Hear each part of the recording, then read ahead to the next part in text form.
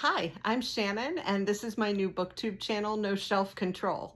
I am excited to have the opportunity to talk to you about the books that I've read, about the books that are on my TBR, and about the books that I hope to acquire in the near future. I have 104 books planned for the next year. I read 88 in 2022, so I think 104 is a good goal for 2023, but that's 2 a week, so we'll see how I do.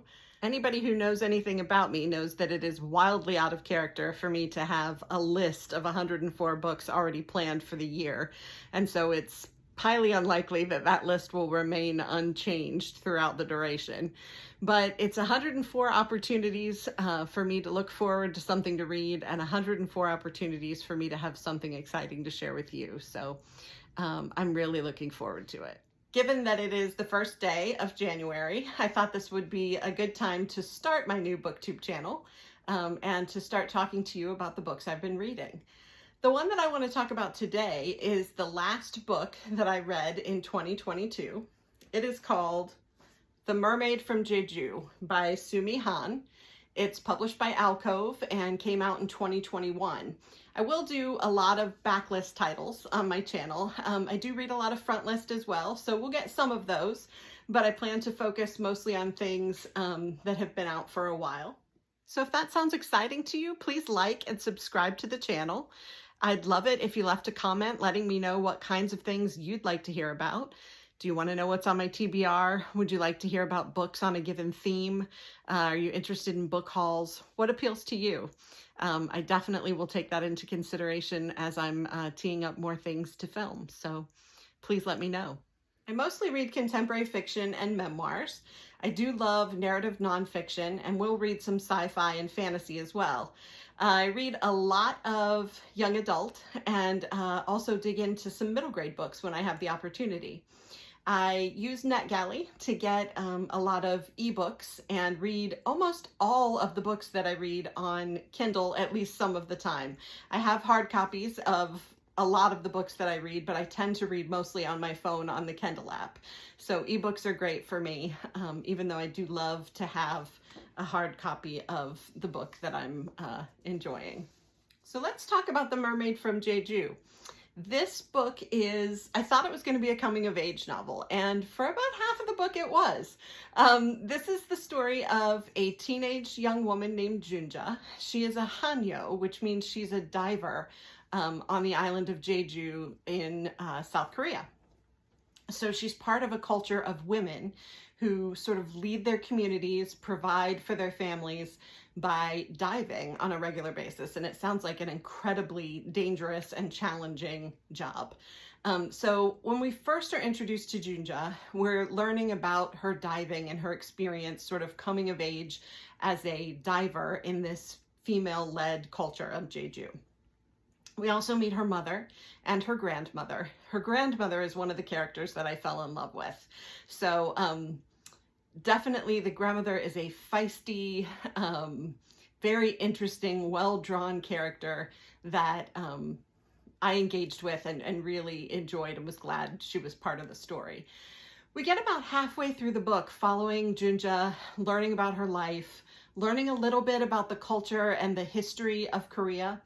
And then we break into a love story. So I loved that. I loved the coming of age part of the book. I loved the love story.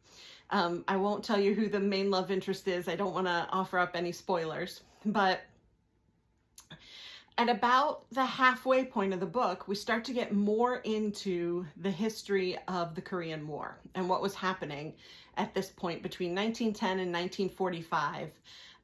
In South Korea. Now, at the beginning of this book, there are a few pages that talk about the history of the war and what was going on. It wasn't enough information for me. I don't know a lot about the Korean War. I wish I had known more going into this book because it would have explained a lot of things to me and given me more of an understanding of why the history that she talks about is happening, which is important to me as a reader. I don't just want to understand what happened. I want to sort of understand the context. And I struggled with that. I didn't have enough information to be able to fully understand what was going on around Junja and why. Just to be perfectly honest, I had it in my mind that the Americans were on the side of the South Koreans at the time of the Korean War. And there are things that happen in this book that made me question that, made me go back to the internet and say, what is happening here? Why? I understand that the Americans are fighting against the communists, but why do they also seem to be fighting against the South Koreans? I don't get it. So I wished I had had a little bit more education about that part of history in order to really get into this book and really understand what was happening and why.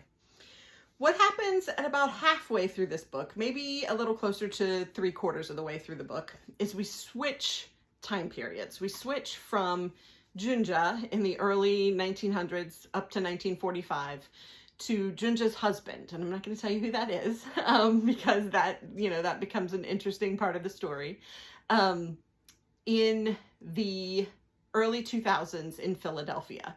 So he is now researching some information that has come to him, and he is going back to Jeju with a friend of his. And we switch time periods to Philadelphia 2000s and these two gentlemen going back to Jeju. And then we start to sort of go back and forth between time periods. We're flashing back to what happened to these two gentlemen in Jeju, what happened to Junja in Jeju, what happened to Junja as she got older and moved to the United States, and how that happened and why. And then things start to get a little bit strange. So I have no problem with fantasy. I have no problem with surreal kind of stories.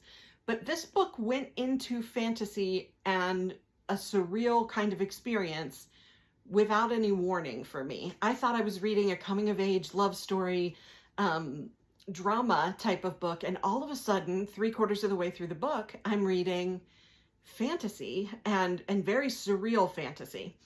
And it was jarring for me. I just wasn't comfortable with the switch. I wasn't comfortable with the switch in time periods. I didn't enjoy the second half of the book in modern time as much as I did the story of Junja's coming of age. And so while I found the first part of the book really propulsive and interesting, I was kind of put off when it came to the end of the book. It just didn't grab me, and I was left feeling like I didn't understand what happened, like the ends weren't tied up well for me, and like maybe my lack of historical knowledge had contributed to that, but this switch to a fantasy novel was just really off-putting. So that's what I have to tell you about this book.